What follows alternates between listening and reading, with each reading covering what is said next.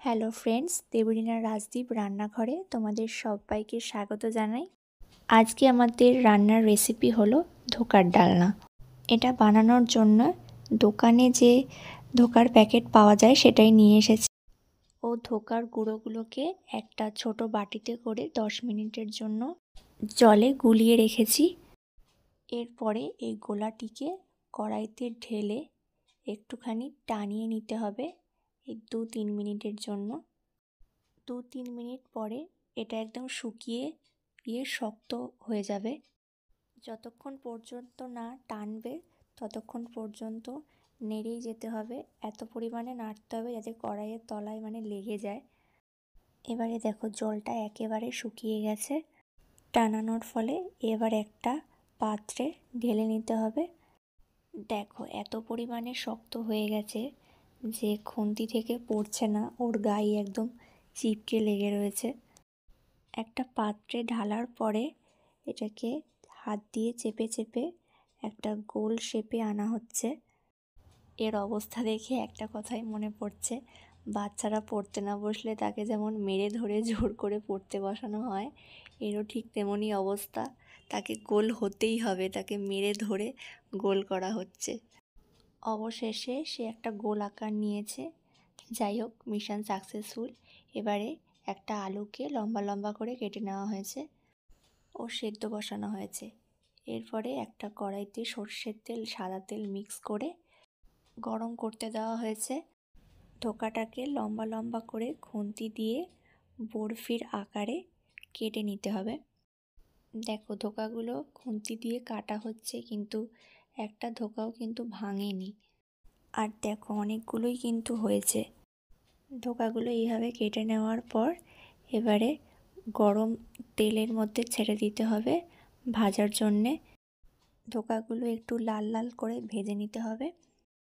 মা এদিকে ধোকাগুলো ভাজছে আর আমি মায়ের কাছে চাইছি যে একটা দাও, একটা অন্তত দাও। একটা দিলে কি আর কম পড়ে যাবে বলো, কিন্তু একটাও দিল না আমায়। আমিও ছেড়ে দেওয়ার পাত্রী নই। মা ভেজে ভেজে তুলে রাখছে, আমিও পাশ দিয়ে মায়ের আড়াল থেকে একটা তুলে নিয়েছি ছোট্ট দেখে। মা বুঝতেই পারিনি। আর এই দেখো নিয়ে ঘরে চলে এসেছি আমি সোজা। এখানে মায়ের সবকটা ধোকা ভাজা হয়ে গেছে, যদিও এখানে সবকটা নেই, ছেলের জন্য কয়েকটা তুলে রাখা হয়েছে। ধোকা ভাজার তেলেই 2 শুকনো লঙ্কা ও সাদা গোটা জিরে ফোড়ন, তেজপাতা ফোড়ন দেওয়া হলো।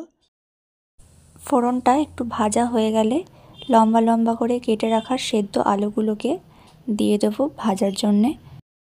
ও স্বাদ মতো নুন ও হাফ চামচি হলুদ গুঁড়ো দিয়ে দিচ্ছি।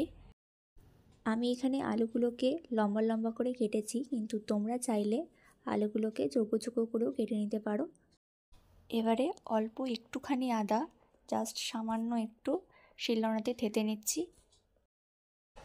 আলু ভাজা হয়ে যাওয়ার পরে এখানে 1 চামচ লঙ্কা গুঁড়ো, 1 চামচ জিরে গুঁড়ো, 1 চামচ ধনে গুঁড়ো অ্যাড করে দিচ্ছি। গ্যাসটাকে মিডিয়ামে রেখে মশলাগুলো আলুর সাথে একটু কষিয়ে নিচ্ছি। এবার ছোট ছোট করে কেটে রাখা চৌকো চৌকো ক্যাপসিকামগুলোকে দিয়ে দিচ্ছি। ক্যাপসিকামগুলোকে আলুর সাথে ও মশলাগুলোর সাথে ভালো করে একটু নাড়াচাড়া করে নিতে হবে। এবারে একটা গোটা টমেটো কুচি দিয়ে দিচ্ছি ও ছাড়িয়ে রাখা কিছু কড়াইশুঁটিও দিয়ে দিলাম। এবার ভালো করে সব একসাথে নাড়াচাড়া করে নিতে হবে ও থেতো করে রাখা আদাটাও এর সাথে দিয়ে দিতে হবে, দিয়ে আবার একটু নাড়াচাড়া করে নিতে হবে। এবারে এর মধ্যে 1 মগ জল দিয়ে দিতে হবে। এরপরে জলটা একটু ফুটলে গুড় দিয়ে দেবে। তোমরা যদি গুড়ের বদলে চিনি দিতে চাও দিতে পারো, আমরা চিনি খাই না তাই গুড় দিয়েছি। এবার ঝোলের মধ্যে একটু নুন দিয়ে দিতে হবে ও ভেজে রাখা ধোকাগুলোকে পরপর ওপর থেকে সাজিয়ে দিয়ে দিতে হবে। ধোকা দেওয়া হয়ে গেলে ওপর থেকে কিছু ধনেপাতা কুচি ছড়িয়ে দিতে হবে ও গরম মশলা দিয়ে দিতে হবে। তো বন্ধুরা, রেসিপিটি কেমন লাগলো অবশ্যই কমেন্ট করে জানিও। আর যদি ভালো লাগে তো বাড়িতে অবশ্যই একবার ট্রাই করো। আজকের ভিডিওটা এখানেই শেষ করছি। দেখা হচ্ছে পরের দিন অন্য কোনো নতুন রেসিপি নিয়ে। আজকের রেসিপিটি ভালো লাগলে অবশ্যই লাইক এবং অনেক শেয়ার করো। চ্যানেলটি সাবস্ক্রাইব করে দিতে কিন্তু একদম ভুলো না। তো আজকের মতো এখানেই শেষ করছি। Tata, bye bye.